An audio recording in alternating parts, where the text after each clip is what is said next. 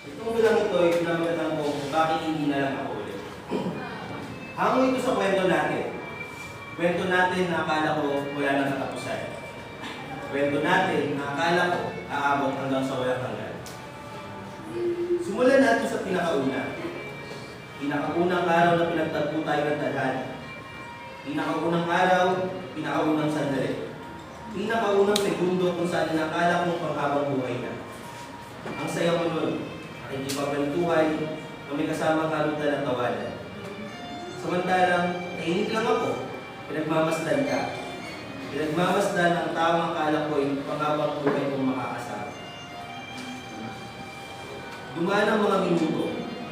Minuto na naging oras. Oras na naging araw, araw na naging linggo, buwan, taon. Tama. Tumagal tayo ng taon. Taon kung saan panahon yun, naging masaya ako. Naging masaya ako dahil sa mga panahon yun, nakasaya kita. Ay nakala ko na nakasaya kita. Wala akong pinagsisisihan. Minahal kita, kaya kusap kong ginawa ang lahat. Ang lahat-lahat para maging masaya ka. Sinuporta ka sa lahat ng bagay. Binigay lahat sa'yo. Pinagluluto ka ng paborito mo. Ano nga ba yun? Tama. Ang adobo. Adobong baboy, adobong manok, adobong sitaw, adobong kangkong, kahit anong pa yan, basta adobo. Yung mga trip ko na minsan hindi ko na nasasakyan. Yung gigising na madaling araw para lang magkwentuhan. Yung matutulog ng sabay, magkadantay. Yung magsusubuhan na pang kumakain. Yung mga panahon kasi pilyo natin na iisa na rin. Yung tatabihan mo ako sa inuman at nagkakain lang ng pulutan. Pero minsan nakakahiya na sa pagdating sa videoke at ipagawing bangka. Hindi ko pinagsisisihan, wala akong pinagsisisihan. Na kahit walang pahinga, basta may hatid ka lang. Maghahanda ka ng almusal, tanghalian at hapunan. Kahit sa simpleng mga regalo, natutuwa ka na. Naalala mo nung binila kita ng damit? Sabi mo, dapat hindi ganun kamahal. Nung naisipan natin gumala, nagpunta tayo ng MOA. Inikot natin yun, pero ang nabili lang natin, yung Rubik's Cube. Hanggang ngayon, hindi mo pa rin alam isod. Ang saya lang balikan, nung kasama pa kita. Yung mga panahon tayo pa lang, at wala pa siya. Nung ako pa lang, nakikita lang yung mga mata. Nung mga panahon tinatanong mo pa ako, ng mga bagay na parang walang saysan. Katulad ng, bakit may space ang mga daliri sa ating mga kamay? Sagot ko naman, para magkasya yung kamay mo. Corny pero tagos. Tama. Tagos.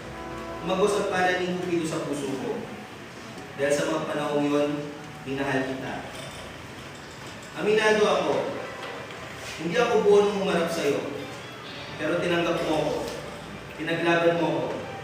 Inharap sa pamilya mo. Pinagmalaki mo ako.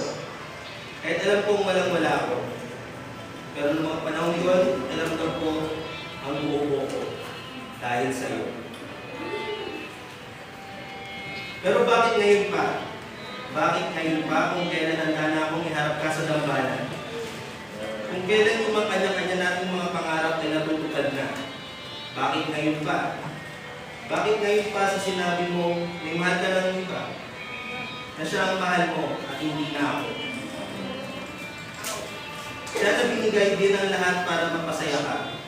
Siya na laging nandyan pag wala ako. Siya na laging nakakasama mo.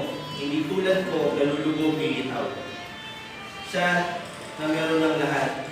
Hindi katulad ko na pinipilit maging karapat-dapat. Hindi ako galit. Ay mali. Oo, galit ako. Bakit di ko kayang gawin yung mga bagay na ginagawa niya? Bakit ngayon sa piling ko'y wala ka na? Na sana ako ang kahawak mo ng kamay? Na sana ako ang iyong kasayaw? Na sana ako ang nagpapangiti sa'yo? Na sana ako ang dahilan ng mga pagtawa mo? Pero ang totoo, masaya ako. Dahil sa akin at sa mga nagawa ko, nakilala mo siya. Siya na naging buhay mo. Siya na mahal ka. Siya na mahal mo. Pero sana, palang araw, ang siya mo ay